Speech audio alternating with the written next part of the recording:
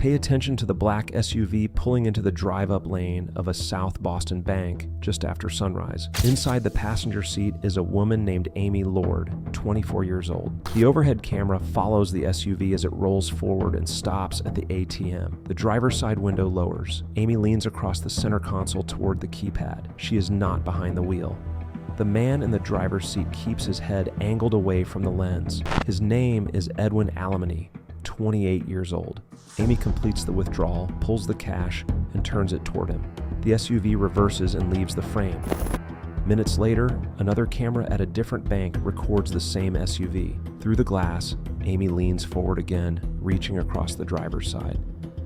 Amy finishes the transaction quickly, and the SUV pulls off. The final clip shows the SUV entering a quiet commercial lot. No one gets out. Minutes later, the same camera picks up rising smoke. By the time responders reach the fire, the vehicle is already destroyed.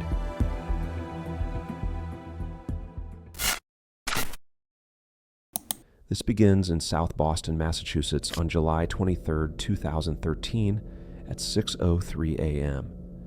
Amy Lord, 24 years old, starts her morning unaware that Edwin Alamany, 28 years old, has already taken control of her vehicle, her bank cards, and the final hours of her life. Hours earlier, Amy woke up in her Dorchester Street apartment and prepared for her routine day. She was known as reliable, punctual, and focused. Her friends described her as someone who rarely strayed from her schedule. When she didn't show up for work, the sense of alarm among her coworkers grew quickly. One coworker later said, "Amy was never late. If she wasn't there, something was wrong." By late morning, her employer reported her missing. Detectives responded to her apartment. There was no forced entry and no sign of a struggle. Her car was gone, her wallet missing, and her phone inactive. While her family made the drive from Wilbraham to Boston, police began reviewing her last known movements. Her bank records revealed a sequence of rapid ATM withdrawals beginning at 6:03 a.m., leading investigators to request CCTV footage from every bank involved. At the same time, another case unfolded only blocks away. Around 4:24 a.m., a young woman named Alexandra Cruz had been attacked while walking to work on Old Colony Avenue. She described the suspect as a Hispanic male with a mole on his lip. Detective Paul McLaughlin pulled booking records and collected photos of potential matches. One of them belonged to a South Boston resident named Edwin Alamany. McLaughlin later said, "The moment I saw that photo, I kept it in my pocket. Something told me we'd need it." While detectives examined the footage from Amy's bank transactions, emergency personnel confirmed a burned vehicle in a parking lot earlier that morning. It was charred beyond recognition, but the VIN number matched Amy's Jeep. The discovery deepened concerns about what could have happened between her ATM withdrawals and the moment flames engulfed the SUV. The footage from a building opposite Amy's apartment added more. A camera positioned across the street captured the front doorway of her building. A figure walked past the entrance shortly before Amy appeared. When she opened the door to leave, the man rushed toward her and forced her back inside. The video quality was poor, and the camera only captured partial shapes, but investigators recognized the sequence. Amy had been ambushed. Throughout the day, detectives pieced together Alamany's path across South Boston. Cameras recorded him at multiple ATMs with Amy in the passenger seat, her face showing early swelling from an assault. Other footage placed him walking on foot after burning her vehicle. In one clip, he bought gasoline at a local station. In another, he entered a store using cash linked to Amy's accounts. Throughout the morning, his movements became more frantic and erratic. While investigators reviewed surveillance and forensic teams examined the burned SUV, an entirely different emergency was unfolding across the neighborhood. Shortly before midnight, 19 hours after Alexandra's attack, a second woman was found stabbed inside her Gate Street apartment. She had made it to her doorway before collapsing. Her roommate opened the door and found her on the floor bleeding heavily. The victim was 24-year-old Kaylee Ballantyne. She had moved to Boston from Maine just months earlier for an internship and a summer job. Her family had been nervous about her being far from home, but she was determined to build independence. On July 23rd, she worked a long shift in Cambridge, then took the T home to South Boston. She was only a block from her building when she was attacked. She managed to make it inside, but collapsed before reaching her room. Detective Bobby Flynn responded to Gate Street while McLaughlin remained at Amy's apartment, processing the scene. As Kaylee was rushed to Tufts Medical Center with life-threatening wounds, Flynn began searching the immediate area. He followed a trail of blood leading toward Telegraph Street. Several cameras in the area recorded a man fleeing with fresh injuries, including a deep cut on his hand. Inside the hospital, as staff worked to stabilize Kaylee, one of the EMTs recognized a young man walking in the hallway, a man who matched Kaylee's description of her attacker. Security locked down the floor. Flynn and other officers arrived and entered the emergency wing.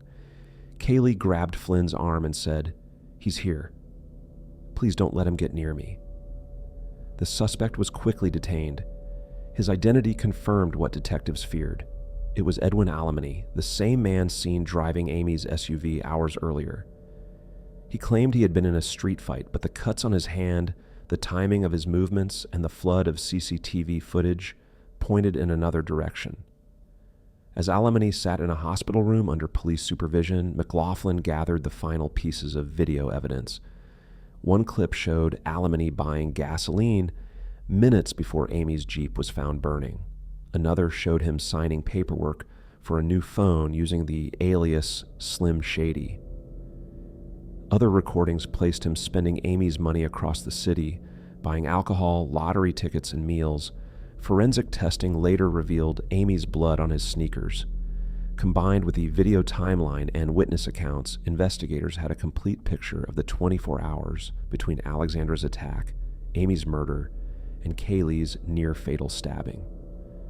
While detectives prepared charges, Kaylee remained in the hospital, recovering from collapsed lungs, stab wounds to her torso and face, and severe blood loss. Her family stayed at her bedside, unaware that investigators had not yet told her about Amy Lord. They waited several days before informing her. When she learned that Amy had been murdered by the same man who nearly took her life, she broke down in tears. Her mother recalled, she just kept saying, "Why her and not me?" The trial took place over the next 2 years. Kaylee faced repeated interviews, medical examinations, and legal proceedings, all while working to regain her strength. Alexandra also participated in the case, contributing crucial early details about the suspect's appearance. For detectives, the emotional weight of the investigation lingered. McLaughlin later recalled standing in the woods where Amy was found, looking at the body of a young woman who had begun the day expecting nothing more than a routine commute. He thought of his own daughter and the devastation Amy's parents would soon face. At sentencing, Kaylee delivered a statement directly to Alemany. She spoke plainly about her injuries, the long months of recovery, and the guilt she felt knowing that another young woman had not survived. She held an angel wing necklace that once belonged to Amy, given to her by Amy's family. She told the court, "I survived, but she gave me the strength to fight. I speak for her every time I speak about that night." Alemany received multiple life sentences for the murder of Amy Lord and the attacks on Alexandra Cruz and Kaylee Ballantyne. Years after the trial, Kaylee reached a point of reflection she never expected. She wrote a letter to Alemany expressing that forgiveness, not hatred, was the only way she could reclaim her life. She explained that she lived each day grateful for survival and refused to let anger define her. Detective Flynn, now retired, struggled to understand her choice, but respected the strength required to make it. McLaughlin continued his work as a lead detective, still carrying the memory of Amy's case with him. In the years since, Alexandra rebuilt her life. Kaylee finished school, continued her career, and kept the angel wing necklace close. Amy's family honored her memory privately, choosing to remember the dreams she pursued rather than the violence that ended her life. The three women were strangers to each other, linked only by the movements of one man over the course of a single day. But together, through survival, testimony, and the determination of investigators, they ensured that the case did not fade. Their stories remain a reminder of how quickly an ordinary morning can turn into a fight for life, and how the evidence captured by cameras across a city can speak louder than any alibi. Thanks for watching Undocumented. Every case shown here is inspired by real events, though names, locations, and specific details have been altered or fictionalized for presentation. The message is real. Stay aware. Be careful, subscribe, and hit the like button for more undocumented crimes like this.